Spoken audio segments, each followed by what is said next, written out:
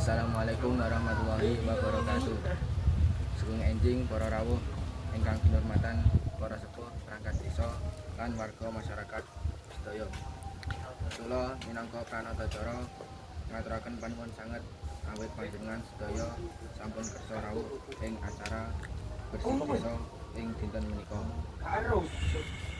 Para rawuh ingkang kinurmatan, acara menika badhe kita wiwiti kanthi tuntutan kados mekaten.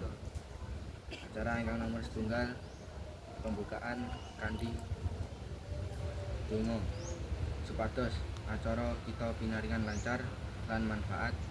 Monggo kita ndedonga bebarengan dipun pimpin dening Bapak Mimpin. Acara ingkang nomor kalih menika sambutan kepala desa. Sesampunipun kaparingi kasambutan saking Bapak Kepala Desa kang ngaturaken pengarjap lan makna acara bersih desa menika. Acara ingkang nomor 3 slambetan lan kenduri sesarengan. Ing tahap menika para warga padha ndedonga lan nglambangi berkat minangka pralambang rasa syukur lan kebersamaan. Acara ingkang nomor sekawan kirap utawa arak-arakan hasil bumi.